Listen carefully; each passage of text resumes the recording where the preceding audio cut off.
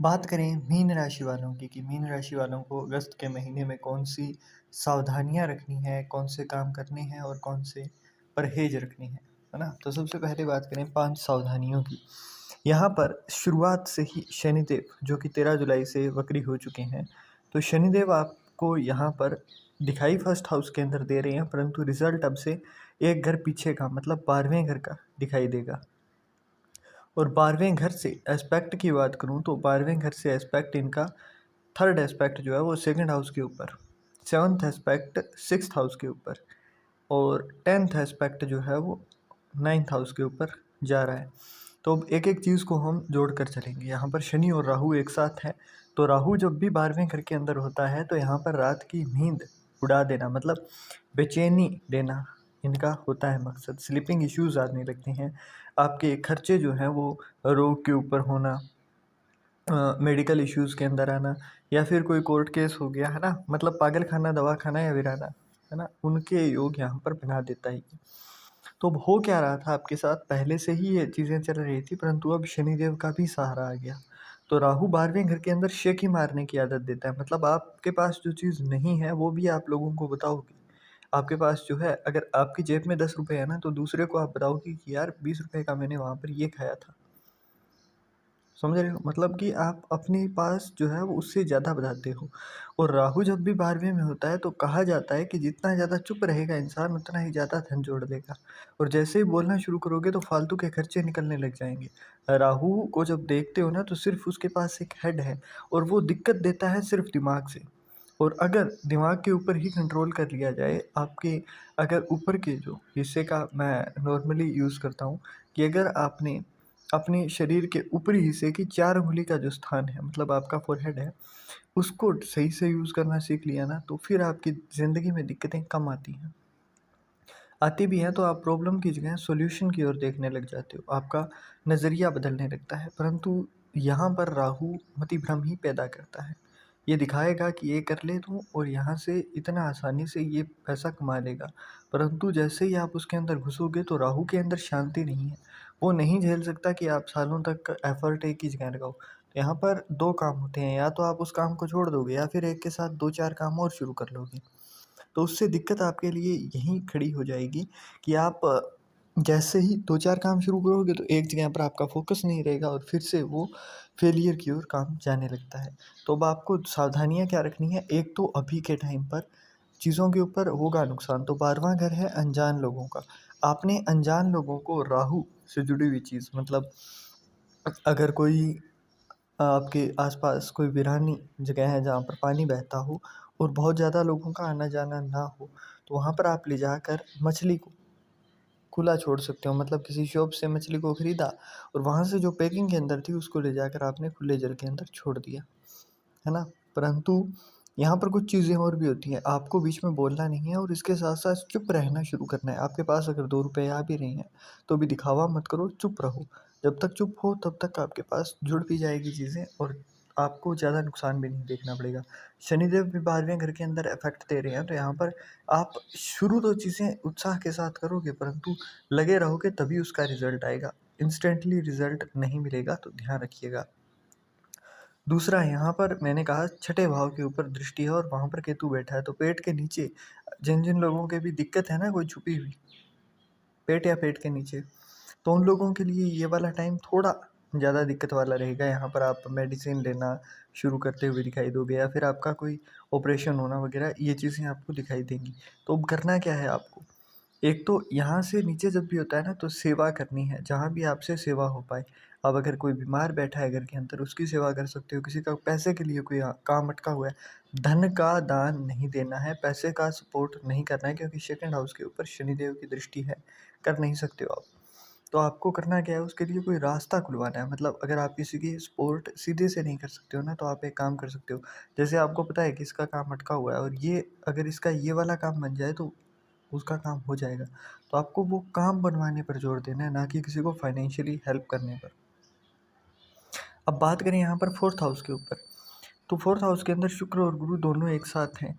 यहाँ पर मानसिक बेचैनी बार-बार जाएगी परंतु फिर भी ना आपको अंदर से भरोसा रहेगा कि भगवान जो है वो सही कर रहे हैं। वो उनके प्लान के ऊपर आप चलोगे और जितना ज़्यादा भगवान भरोसे रहोगे उतना ही ज़्यादा यहाँ पर ठीक रहेगा। बहुत ज़्यादा अपना दिमाग मत लगाइएगा, बहुत ज़्यादा लंबी प्लानिंग्स मत कीजिएगा। यहाँ पर क्या होता है कि लग्ज़री के ऊपर पैसा खर्च होता है, परिवार के अंदर कोई बढ़ोतरी होगी तो वहाँ पर पैसा खर्च होगा, वाहन खरीदने में, है ना? इन चीज़ों के ऊपर खर्चा होगा। 21 अगस्त तक आपको बचकर चलना है, थोड़ा उसके बाद में आप कर सकते हो।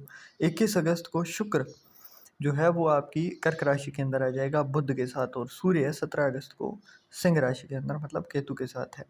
सूर्य जैसे ही 17 अगस्त को छठे नंबर के भाव में आ जाएगा, छठे नंबर के घर में आ जाएगा, तो वहाँ पर शनिदेव की भी दृष्टि होगी और उसकी वजह से मेंटली इश्यूज़ मतलब मेंटल पीस का जाना, आप बार-बार कन्फ्यूज़ हो जाना, ये चीज़ें देखने को मिलेंगी। इसलिए मैंने कहा था कि गुरु को बलवान करिए, क्योंकि जुपिटर जो है वो आपको यहाँ पर सपोर्ट कर पाएगा। जुपिटर का चेला कहा जाता है केतु को, तो यहाँ पर केतु के सपोर्ट से भी आपको चीज़ें मिलनी शुरू हो जाएँगी। फ़ोरहेड के ऊपर येलो कलर का या मतलब हल्दी का या फिर सैफ़रन का, केसर का तिलक लगाना शुरू करिए। शुक्र और बुध दोनों के दोनों 21 अगस्त को एक साथ आ जाएँगे, तो शुक्र और बुध एक साथ आने पर यहाँ पर जो बंदे स्टडी कर रहे हैं ना, उनका जगह पर एक जगह पर दिमाग टिकना थोड़ा मुश्किल होता हुआ आपको दिखाई देगा। तो आपको यहाँ पर थोड़ी स्थिरता बनाने की कोशिश करनी है, और जितनी ज़्यादा कोशिश करोगे उतनी कोशिश आपकी कामयाब भी होगी। इसके अंदर कोई डाउट नहीं है कि आपकी चीज़ें कामयाब ना हो, तो कोशिश करनी है। इसके साथ-साथ मंगल जो है वो 29 जुलाई को 7 नंबर के भाव में आ चुका है, सप्तम भाव में। तो गुस्सा आएगा, लीडरशिप क्वालिटीज़ भी आएँगी। आप जो लोग नहीं बोलते थे इधर-उधर जाकर, अब वो बोलना शुरू करेंगे। परंतु दिक्कत कहाँ है कि शनिदेव की दृष्टि है दूसरे भाव के ऊपर, और तीसरी दृष्टि है, बिल्कुल पास की दृष्टि है। तो यहाँ पर आप कुछ ऐसा बोल जाओगे जिसकी वजह से लड़ाई क्रिएट हो जाए, जिसकी वजह से विवाद खड़ा हो जाए। आप बोल कुछ और रहे थे और कंट्रोवर्सी खड़ी करके आ गए। तो ऐसे में आपको बचना है। जितना ज़्यादा बचोगे इस चीज़ से उतना ज़्यादा मतलब बोलना है, परंतु अच्छी तरीके से तोल-मोल कर बोलना है। जोश-जोश में कुछ ऐसा नहीं बोल देना है जो कि आपको रोकना था। यहाँ पर ही ग्रहों का खेल शुरू होता है, मतलब मंगल आपको बुलवा रहा है। शनिदेव आपसे कुछ ऐसा बुलवा देंगे जिससे कि दिक्कत हो जाएगी, और राहु कह रहा है चुप रह बेटा। जितना ज़्यादा चुप रहोगे उतना ही ज़्यादा फ़ायदा रहेगा। तो यहाँ पर इन्हीं चीज़ों को जब आप इन्हीं खेलों को ज्योतिष के हिसाब से समझ जाते हो ना, तब आप समझना शुरू करते हो, और जो लोग इस तरीके से समझ कर फिर काम करते हैं उनको फ़ायदा होता है। तो ये सावधानियाँ जो मैं बताता हूँ ना, वो इसीलिए बताता हूँ। उपाय आप कुछ भी कर लो। मैंने कहा फोरहेड के ऊपर तिलक लगाओ, मतलब आपका केतु एक्टिवेट हो गया, जुपिटर एक्टिवेट हो गया। चौथे भाव के अंदर जुपिटर का पक्का घर नहीं होता है, परंतु यहाँ पर चंद्रमा का पक्का घर है, तो यहाँ पर रिजल्ट जुपिटर बहुत अच्छे देता है। और जुपिटर को केतु का साथ दिलवाया, और वो फर्स्ट हाउस के अंदर जैसे मतलब फोरहेड के ऊपर आपने तिलक लगाया, तो उससे क्या होगा कि आपकी ज़ुबान सच्ची होने लग जाएगी। परंतु आप जोश-जोश में कुछ भी बोल जाओगे, क्योंकि मंगल आपको प्रेरित कर रहा है, शनि आपको पुठा उल्टा-सीधा कुछ बुलवाने की कोशिश कर रहा है, आपके अंदर जो भड़ास है वो निकलवा रहा है। तो आप केतु को एक्टिवेट करने के बाद कुछ भी बोलोगे, वो चीज़ अगर सच हो गई, जैसे आपने कुछ कहा इससे अच्छा तो मेरी जान निकल जाए, और आप जा रहे हो उसी दिन आपका एक्सीडेंट हो गया। तो इन चीज़ों से बचने के लिए राहु कहता है 12वें घर के अंदर कि जितना ज़्यादा चुप रहोगे, इसके अंदर लाल किताब के अंदर एक लाइन है, चुप समाधि दौलत बेशुमार, मतलब जितना ज़्यादा चुप रहोगे ना उतना ही ज़्यादा आपके पास धन दौलत, और दौलत का मतलब ये नहीं होता है कि सिर्फ आप उनको मटेरियलिस्टिक चीज़ों से देखो। आपकी मेंटल हेल्थ, आपकी फ़िज़िकल हेल्थ, आपकी फैमिली के साथ अच्छा व्यवहार, हर चीज़ को दौलत में देखा जाता है। क्योंकि ये अध्यात्म है, ये दर्शन है। तो यहाँ पर आप हर चीज़ को सिर्फ वही नहीं देखोगे जो चीज़ें आपको इन जनरल चीज़ों के अंदर दिखाई देती हैं। इसके साथ-साथ जैसे मैंने इस चीज़ों को बताया, तो वो आपको कैसा लगा? अब बात करता हूँ मैं 9वें भाव की। शनिदेव की दृष्टि 10वें भाव के ऊपर है, और यहाँ पर आपको सपोर्ट भी कुछ चीज़ों का मिल रहा है। जैसे कि आपको यहाँ पर सपोर्ट आपके प्लेनेट से मिलता हुआ दिखाई देगा। पर अब आपको कुछ चीज़ों के अंदर फिर भी बचाव करना है। बचाव कैसे करोगे? यहाँ पर सपोर्ट है, परंतु आप जितना ज़्यादा भाग्य के ऊपर आश्रित हो जाओगे उतना ही ज़्यादा दिक्कत देगा। शनिदेव जहाँ भी दृष्टि डालते हैं ना, उस चीज़ के मामले में अंधा हो जाओ। मतलब आप भाग्य के लिए या फिर कुछ माँगने के लिए मंदिरों में मत जाओ। 9वां भाव रिलीजियस चीज़ों का भी होता है, रिलीजियस प्लेस का भी होता है, धार्मिक स्थानों का। तो आप माँगने के लिए मत जाओ। आप वहाँ पर जाओ, ये बोलो कि हाँ, मुझे तुम्हारे ऊपर भरोसा है भाई। आपको मारना है, मार दो चाहे मुझे। क्योंकि एट लास्ट आपके हाथ में कुछ नहीं है। बहुत ज़्यादा प्लानिंग करते हैं ना, वही लोग ज़्यादा रोते हुए आपको दिखाई देंगे। तो आपको एट लास्ट कुछ नहीं माँगना है। आपको जाना है मंदिर के अंदर, मत्था टेका आपने, उसके बाद में बस उनके ही हाथ में छोड़कर आ जाओ। अब आप जानते हो मैं कर्म कर सकता हूँ, है ना?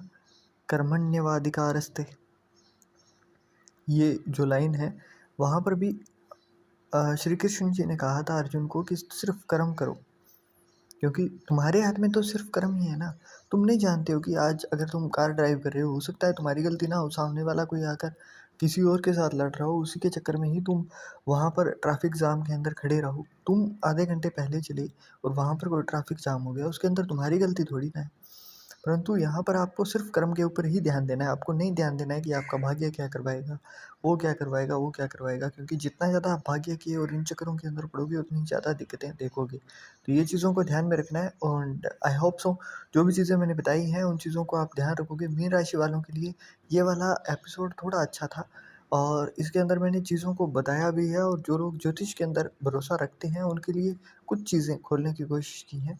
इसके साथ-साथ मैं अभी से प्लानिंग कर रहा हूँ कि कुछ सेशंस आपके फ्री में लिए जाएँ, जो कि 1-1 घंटे की फुल क्लास होगी। तो आप बताइएगा कमेंट में कि आपको कैसा लगेगा अगर आपके लिए ये चीज़ें प्लान की जाएँ और प्रोवाइड भी की जाएँ।